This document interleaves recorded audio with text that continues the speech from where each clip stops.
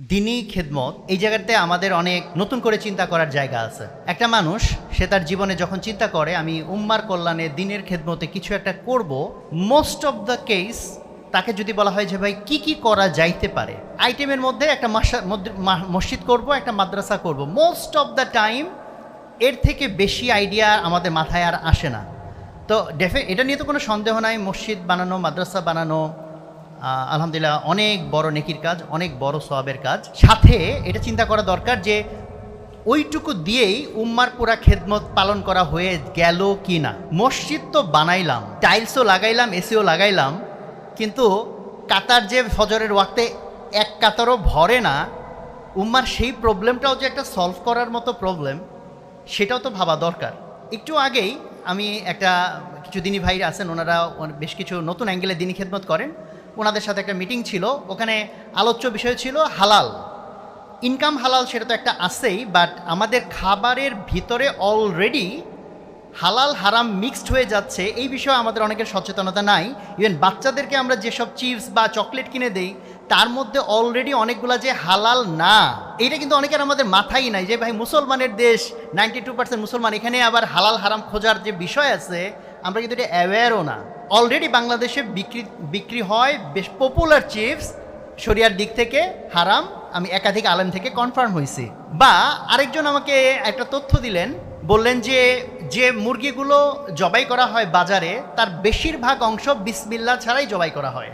তো এখন আমি যে এই মুরগিটা হয়তো রেস্টুরেন্টে খেলাম, বাসায় কিনে আনলাম, বাট সেটা যে মানে আল্লাহর নির্ধারিত পদ্ধতিতে জবাই হয় নাই, এখন আমি এখানে যে চোখ বন্ধ করে যদি বসে থাকি যে ভাই আমি কি করতে পারি, অথবা আরও যত ক্রাইসিস, মসজিদে মুসল্লি নাই, অথবা ইয়াং জেনারেশন নাস্তিক হয়ে যাইতেছে, অথবা বিভিন্ন জায়গায় বিভিন্ন রকম ফিতনা আমাদেরকে আঁকড়ে ধরতেছে, মানুষ তার ইমান হারায় ফেলতেছে, আকীদা হারায় ফেলতেছে, মানুষ আজকে দুর্নীতির মধ্যে ঢুকে যাচ্ছে, যে হালালভাবে চলতে চায় সেই ইভেন হালালভাবে চলতে পারতেছে না। তাহলে এতগুলো প্রবলেম, এগুলো সলভ কে করবে? এবং এই জন্য এই ধরনের ইনিশিয়েটিভ, ক্রিয়েটিভ ওয়েতে চিন্তা করা, যে চিন্তার মাধ্যমে যে ক্রিয়েটিভিটির জন্য ক্রিয়েটিভিটি না, দ্যাট ইজ উম্মার যেসব প্রবলেমগুলো আনঅ্যাড্রেস থেকে যাচ্ছে সেই জায়গাগুলোতে কাজ করার জন্য সবার একটা চিন্তা ফিকির থাকা, আর অ্যাটলিস্ট আমি নিজে চিন্তা না করলে যারা এই ধরনের চিন্তা করতে চাচ্ছে বা করতেছে তাদের সাহায্যে এগিয়ে আসা। উম্মার আজকে যত ক্রাইসিস, এটার ভিতরে যদি ঢোকা হয় তাহলে করার মতো এত জিনিস আছে। যেমন একটু আগে আমি যে কথাটা বলতেছিলাম, এক্সাম্পলটা, যে মুরগি জবাই করা হচ্ছে বা জবাই করা হচ্ছে, গরু জবাই করা হচ্ছে বিসমিল্লাহ বলা ছাড়াই। এখন কেউ কিন্তু চিন্তা করতে পারে এটাকে সলভ করা যায় কিভাবে।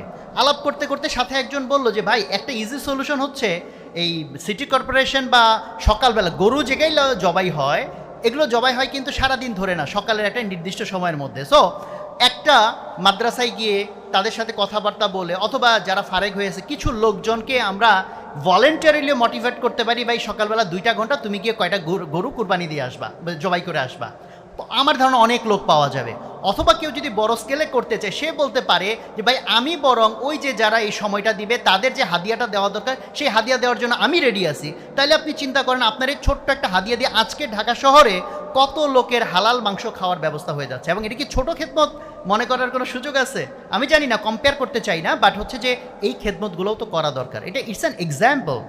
সেখান থেকে শুরু করে আপনি যদি আন্তর্জাতিক পর্যায় পর্যন্ত যান, যে ফিলিস্তিনে এইভাবে মানুষকে মেরে ফেলা হচ্ছে আর মুসলমান দেশ আমরা সবাই জাস্ট তাকায় তাকায় দৃশ্য দেখতেছি। আমি হয়তো ভাবতেছি ভাই আমার কি করার আছে।